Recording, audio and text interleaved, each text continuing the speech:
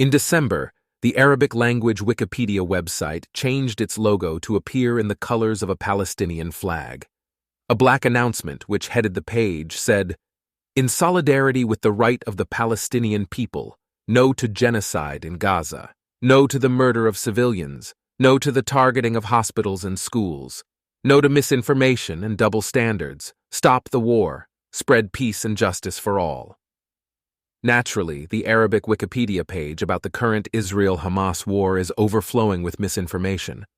It starts with describing the Palestinian terror attacks on October 7th as an extended military operation launched by the Palestinian resistance factions in the Gaza Strip, led by the Hamas movement.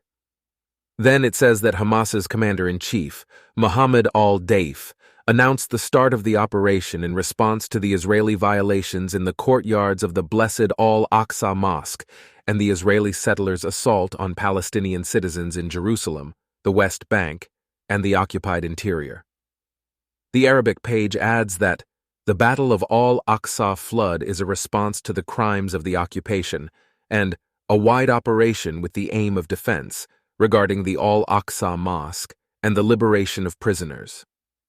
On October 7th, the site says that the Palestinian resistance factions took control of a number of military sites and captured a number of soldiers and took them to Gaza, in addition to seizing a group of Israeli military vehicles. The English version claims that the Palestinians took control of one Israeli military base and another police station. The Arabic page emphasizes that the priority of this operation is to protect Jerusalem and Al-Aqsa and stop the occupation's plans aimed at Judaizing them and building their alleged temple on the ruins of the first Qibla, the direction that should be faced during prayer, of Muslims, in addition to liberating prisoners from prisons who are considered one of the most important national, political, and humanitarian issues. In response to the heavy Israeli raids on various areas across the Gaza Strip, the Arabic page says, Hamas's military unit resumed firing rocket salvos at a number of Israeli cities, especially the city of Ashkelon, where 60 sites were bombed. In reality, only a few Hamas rockets have hit targets in Israel.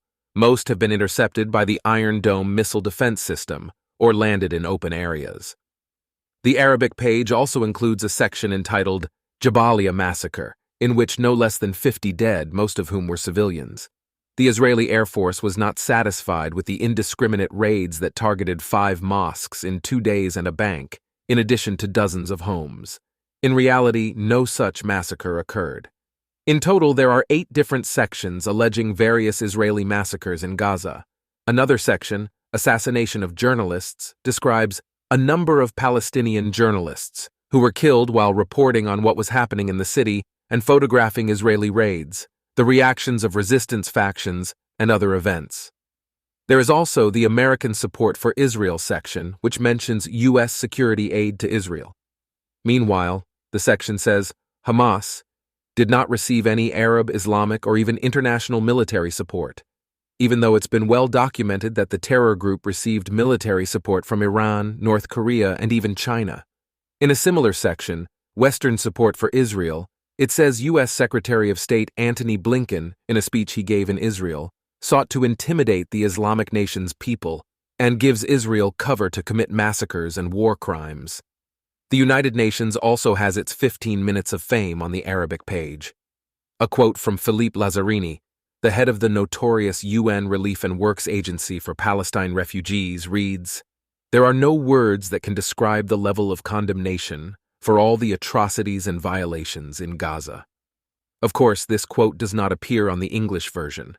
The Arabic version also states that the UN confirmed the killing of 11 employees of the UN Relief and Works Agency for Palestine refugees employees since the beginning of the battle on October 7th.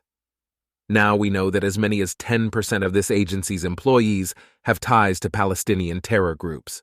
And the English version says that the UN faced criticism for failing to condemn Hamas's actions against women and failing to voice disapproval of the mass rape of Israeli women and girls. Of course, the Arabic iteration makes no mention of this.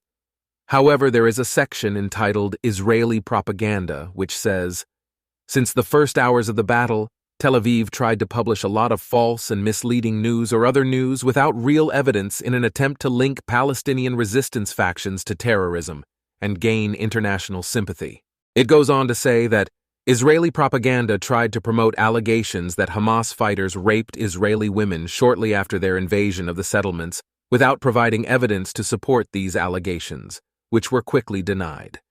This is the only mention of rape on the entire Arabic page, whereas the English version mentions rape 11 times.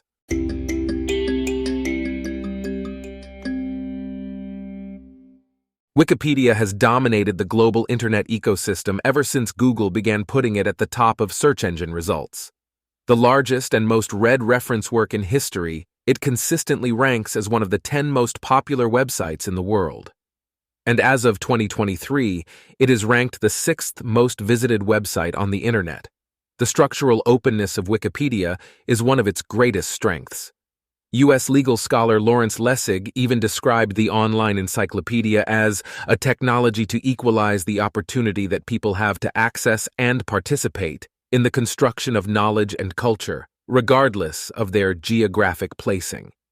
Martin Kerner and Tatiana Senikova, from the University of Koblenz-Landau in Germany, made a tool to compare how Wikipedia articles about the same topic, but in a different language, might be influenced by different sources. In the English version of a Wikipedia article on Russia's annexation of Crimea, for example, they found that 24% of linked references came from Ukrainian news sources, while nearly 20% came from Russian sources. In the German version of the same article, however, the balance tipped, with Russian sources making up 10% of the total citations and Ukrainian sources only representing 3%. These differences mean that people reading about the same topic in different languages may be confronted with very different versions of the truth. Wikipedia uses bots to undo malicious edits and flag potential hate speech, but volunteer editors are free to source their material from anywhere. Wikipedia, which has more than 120,000 editors worldwide for its English version, is considered by many researchers to be almost, but still not quite, as accurate as traditional encyclopedias. In total, Wikipedia exists in some 300 languages, half of which have fewer than 10 active contributors. These non-English versions of Wikipedia can be especially vulnerable to being manipulated by ideologically motivated actors. In 2018, Associate Professor of History Shira Klein discovered that there was a whole group of editors advancing a distorted narrative of Polish history in multiple Wikipedia articles. Together with Jan Grabowski, an expert on Polish Jewish history, their study published in early 2023 exposed a persistent Holocaust disinformation campaign on Wikipedia. They found dozens of examples of Holocaust distortion which, taken together, advanced a Polish nationalist narrative, whitewashed the role of Polish society in the Holocaust, and bolstered harmful stereotypes about Jews. People who read these Wikipedia pages learned about Jews' supposed complicity in their own catastrophe, gangs of Jewish collaborators aiding the Gestapo, and Jews supporting the communists to betray Poles. A handful of distortions have been corrected since their publication, but many remain. Wikipedia's weakness has already been picked up on by the Polish government, as shown by a leaked email exchange between the Polish Prime Minister Mateusz Morawiecki's advisors concerning the Hebrew language Wikipedia. In 2018, at the height of the diplomatic crisis between Israel and Poland over the Holocaust law, which imposed prison terms of up to 3 years of anyone who claimed Poles had any responsibility for or complicity in crimes committed by the Nazis during the Holocaust, the Prime Minister's advisor wrote to the Chief of Staff, "Miss Joanna Hoffman, our former ambassador in Helsinki, is a very sensible person, and she understands the situation. I asked her to find someone who could start to position the Israeli sites in Google and to correct the Hebrew entries in Wikipedia. We need to be super discreet on this score, and she, Hoffman, is aware of that. She will need a larger budget to cover this expense. It can be arranged if the Foreign Office allocates more money." The vast majority of controversies between Wikipedia editors are handled locally by the contributors working on those articles, without a formal dispute resolution process. Only a handful of controversies rise to the level where the arbitration committee, essentially Wikipedia's Supreme Court, agrees to get involved.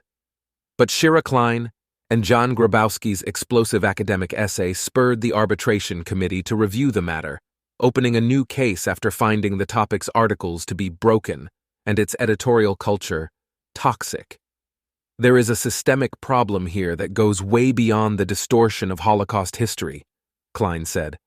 This is the 7th most viewed site in the world, yet the safeguards Wikipedia has in place for battling disinformation are scarily ineffective.